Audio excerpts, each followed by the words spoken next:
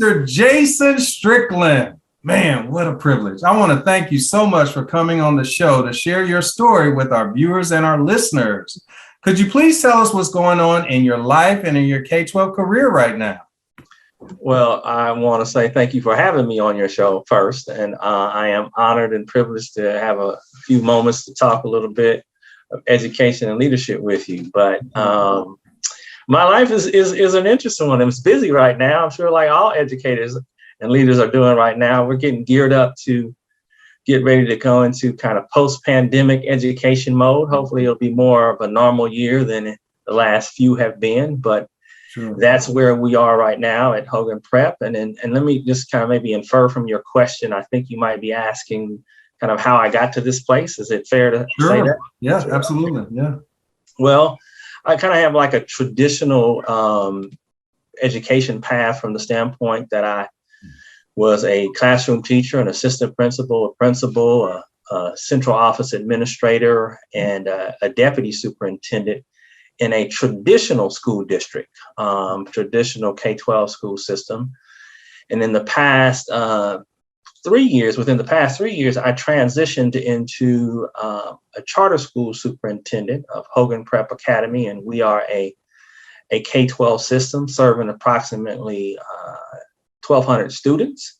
Awesome. It's an interesting path, like we've talked about a little bit before. I thought I would end up being a leader of some type in a traditional school district, but my trajectory took me over to the charter school network, which is, I think, kind of exactly where I was supposed to be and where I'm supposed to be, because just a little bit of brief history about my background. I come from a family of entrepreneurs, and I was raised in a family where my uncles had their own business, my grandfather had their own business, my grandmother had their own business, my father had their own business. And our family business growing up was a preschool, a daycare center. Okay. And I actually learned how to probably work with young people at a very early age. When you have a family business, you do some of everything. That's cleaning the floors, doing the windows, answering the phone, writing receipts. You do some of everything. Sure. But why that's important to my current position in life, my father always kind of raised me around this notion of being an entrepreneur. And that's what I was. And so I had this kind of aspect that was education and this aspect that was entrepreneur. And so interesting, when I describe myself as an edupreneur. All right. I'm an educator who thinks like an entrepreneur. Okay.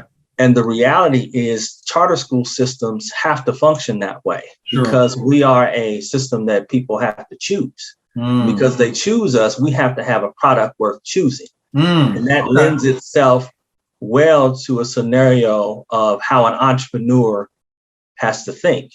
And in its core and its essence, an entrepreneur sees a need and tries to fulfill a need. Okay. And now, typical entrepreneurs do that from a monetary perspective. How do they monetize that?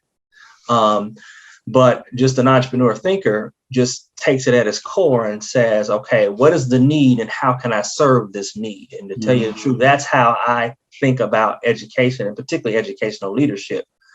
And being a leader in the charter school system lends itself well to that type of thinking, that kind of entrepreneur thinking. So that was kind of the quick, fast, dirty version of how I got to this place in my life. But it really boils down to being an educator, an entrepreneur, leader. And I get the opportunity to do all of those things as a leader in the Hogan Prep Academy system. So I see what looks like an architectural rendering of what looks like a brand new school. Is that correct? That is correct. That is correct. One of our accomplishments that we've been able to achieve over the last few years is that we were able to erect a new facility for our 7 through 12 students. And it is scheduled to open up for 9 through 12 students this August. Okay. And then our 7 and 8 center, which is on the same campus, the same footprint, will open up in January. Okay. And as I may have mentioned a little earlier, the unique thing about our facility is that we had the good fortune to design it specifically to be a supplement and support to our education program. Most education programs have to be retrofitted into an existing facility.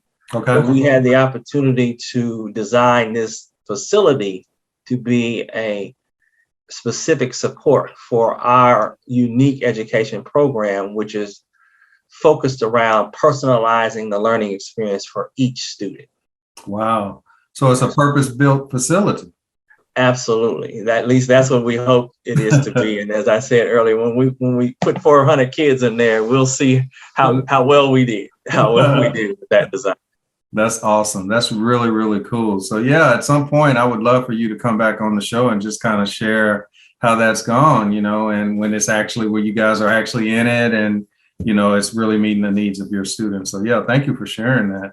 Yeah, happy to do that. Wow. So if you've been there the last 3 years, for all intent and purposes, all 3 years, you've been the superintendent of a school system that was really kind of going through the pandemic. How has that been? Like most of us who've been trying to figure out education in this context, it's been challenging. It has been absolutely challenging. I think that the work through the pandemic has exposed areas where we absolutely had to be better. And it's also exposed areas where we can learn and take advantage of and incorporate into education moving forward. I liken it to the experience of, and I say this with all due respect to this particular event in history, but some of us are old enough to remember travel before 9/11 and travel after 9/11. Those are two different scenarios. 100%. And I believe that we ought to think about education comparable to, or at least education in the pandemic, comparable to a significant event like that. We had pre-pandemic education and we have post-pandemic education.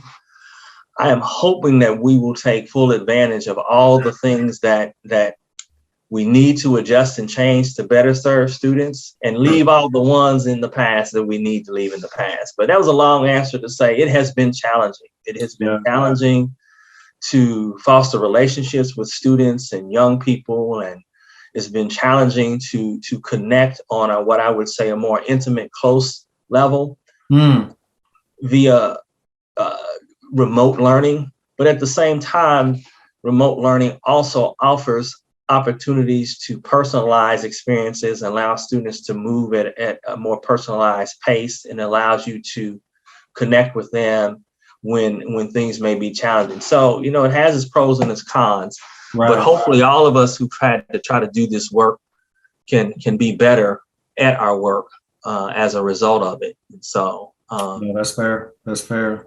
Yeah. So do you see Bishop Hogan, I'm sorry, I'm calling it what it used to be. Used to be, that's all right. That happens often. Yeah, so Hogan Prep is a charter school network right now. I mean, is the goal to expand it? I mean, obviously you're building new facilities, they're purpose-built facilities. I mean, is the goal to eventually expand it? Well, we have a goal to increase our enrollment a few hundred, but we want to keep it at a size that allows us to kind of work efficiently. And I think there's a scale, a magic number that we're going to try to find. And so I think we do want to expand it, but we don't want to get too large. I left this part out in part of my transition, and when you asked the initial question, but one of the reasons I came to Hogan specifically is because my background historically has been to work in traditional school systems. Sure. And in traditional school systems that may be on the larger side, do a lot of things well. But one of the challenges they face a lot of times are to work efficiently. And there are just some inherent red tape and bureaucracy and things that just go along with large systems. And that's not to be critical of them, it's just the reality. Yes. And one of the things that was attractive about moving to this setting, in a setting that serves this number of students and has this many staff is that we are able to be agile and be a little more nimble. Mm-hmm. What I was hoping and what we're hoping that it allows us to do is to be an example for the metro area, for schools across the state, even across the country, on how education needs to evolve and do things differently. So we want to be a microcosm of what larger systems can potentially aspire to. And why I say that's important for us is because our population, they are resilient, but they come with some challenges. And because they have challenges in their life, a lot of people don't believe that they can achieve at a very high level. And our team is one that not only do we believe it, we want to show. And when we do show that, we want them to see that when our students have access and have opportunity, they will rise to any occasion. I had a mentor tell me a long time ago, when adults and systems do what they're supposed to do, students won't let you down. Ooh. And so that's what we hope to be as an example. So that, again, is another long answer to a question of do we hope to expand? We want to expand to a level that allows us to work at a scale that's efficient, but also allows us to stay agile and nimble, and show how this work can be done in a very efficient way. Awesome. Yeah, you actually answered one of the questions I was going to ask you about the difference between a traditional school system and a charter school system. You've worked in both, and I'm sure you see pros and cons in each, but what do you see long term? Obviously you're still a relatively young man, still could do this another 15, 20 years. Do you see yourself staying in the charter school system, or do you see are you open-minded about that? Does it matter really? That's a fair question, but I don't know that I have an answer. I want to do good things for young people. Sure. And I want to do good things for people that work around me. Mm-hmm. I am an educator at my core, and I want to educate people, and I want to, and that can be done in various different settings. Sure. You know what I mean? And so right now, being in this charter system fits exactly where I'm supposed to be, but I've never closed the door to anything. If going back to a traditional system makes sense, I'd be happy to do that if the time and the opportunity is right. But staying in a charter system, if the time and the opportunity is right and I'm supposed to be there, I'll be there. Bottom line, I want to accomplish some things with people that help them be better and increase success for young people. That's what I would like to do. So that can be in various different settings. Yes. Yeah, you just want to be a vessel. I love it. That's really cool.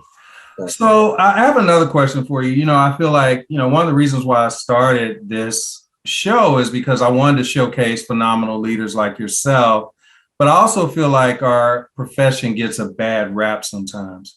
Why do you believe the K-12 profession is such a noble profession? That's such a great question. I think that we deal with society's most valuable possession. We are entrusted with the community's most valuable asset. And that is at its core why education is such a noble profession. Absolutely. There's an analogy, a story that I'm used to. There's a tribe, I believe in Africa, and they greet each other with the saying, "Or how are the children?" Ooh, yeah. Because the thinking behind that is if the children are well in the community is well. And so, to your question more specifically, it is such a noble profession because we have the opportunity to cultivate the community's most valuable asset. Wow. And then that most valuable asset has the opportunity to repeat that for upcoming and future generations. And that really can help society thrive. And so educators are a core piece of that to make sure that the community does well. I love that. Yeah. I would hope that, you would hope that the pandemic, would show not just America, but countries all over the world. Like you cannot, like you said, if the children aren't well, then society's not well. Yes. And I love that. I think I've heard about that tribe in Africa that's how they greet, how are the children and how are the children? I love that because it's so applicable just to how the world works and how we're going to continue to progress as a society. So yeah, I really appreciate you sharing that. How long have you been in K-12 education, Dr. Strickland? Man, I counted up. I think I'm in year 28 or 29. So, I can remember that year one, and it's a funny story. I remember someone next to me said they had been in there 16 years, and I thought that was a lifetime. And now I've almost doubled that. You almost doubled that, and it probably went quick for you, right? Oh, it went quick. It went quick. Lots of lessons in that 28, 29 year career. But yes, I've been doing this work for almost 30 years. Wow. But you seem like a very relatively young man. I mean, how much longer do you see yourself in this profession? I see myself doing this work as long as I feel like I'm positively contributing to it. And so I don't have an end date in mind, but I do have probably some transitional phases that I see myself moving through within this work. For example, I think a leader's responsibility and obligation is to grow leaders. Absolutely. So as I work with my team, I'm very fortunate and blessed to have a strong, talented team. And I feel it is one of my primary responsibilities is to grow them and have them ready for their next step and their next role. And so as they evolve into that, that'll probably have some influence on when I make my transition and when I move out of their way, and so that they can take the organization into the next step and make it thrive. So I don't necessarily have a specific end date, but I do see myself shifting into some other maybe roles to help support education from different angles, but don't know exactly when that'll be now. Yeah. No, that's fair. So you've been doing this 28, 29 years, almost 30 years. Like if you could go all the way back to the beginning, Doc, would you still have chosen K-12 education as your profession? Yes, I would have. I would have. I think that I was fortunate enough to know early on that I knew since 5th grade I wanted to be an educator. So wow, okay. I knew early on. So I would have definitely chose it.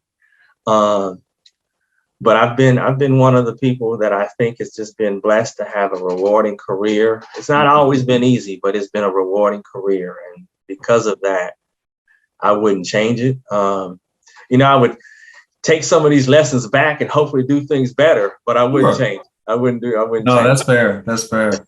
Well, Doc, you've been doing this for over 30 years, and I just want to take a moment and honor you for all of the great work that you've done in all of the communities you work, no matter what your role was, whether you were a teacher, assistant principal, district leader, and now superintendent. It's people like you that have just really made a difference in the lives of young people all over this country. And I want to honor you and thank you for all the great work that you've done in your communities that you've worked in.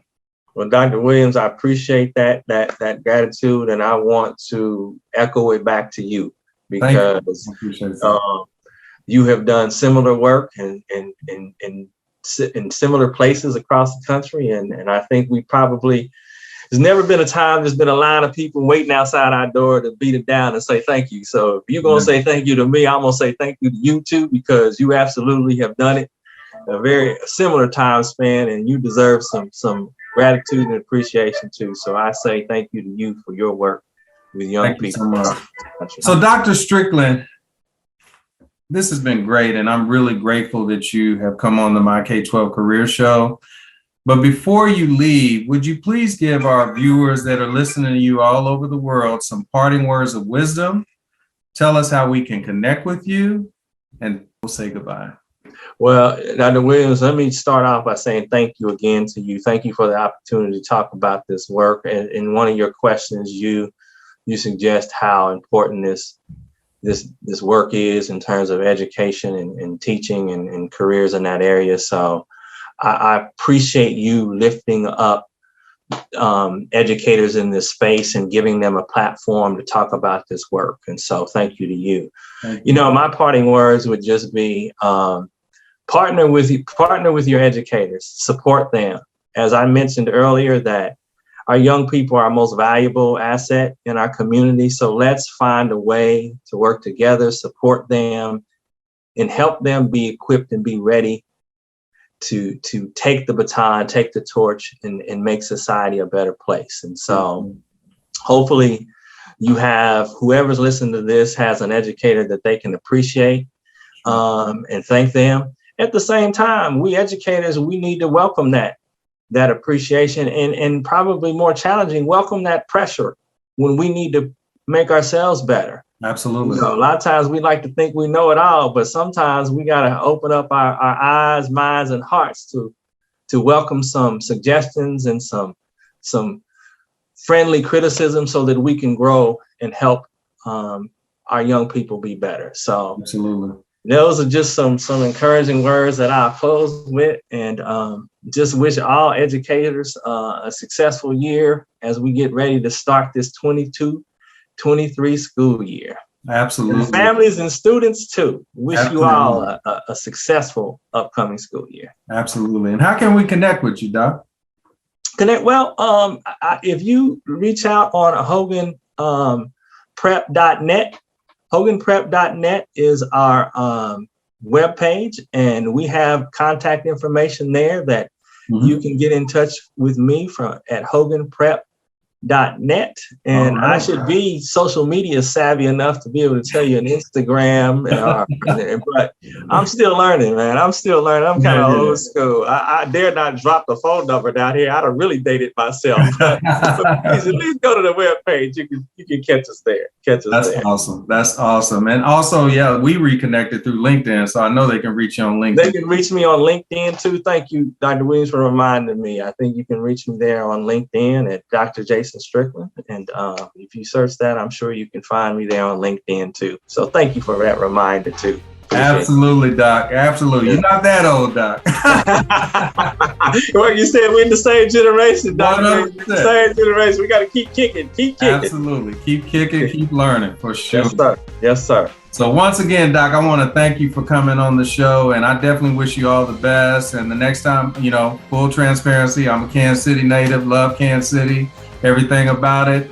And next time I come through, I definitely want to stop through and see how you're doing over there. Well, Dr. Williams, I appreciate that. So I thank you again. I applaud you in this platform for elevating educators and talking the work up so people can hear it and hopefully get a chance to expand their horizons as it relates to it. So I thank you for that. All right. So, hey,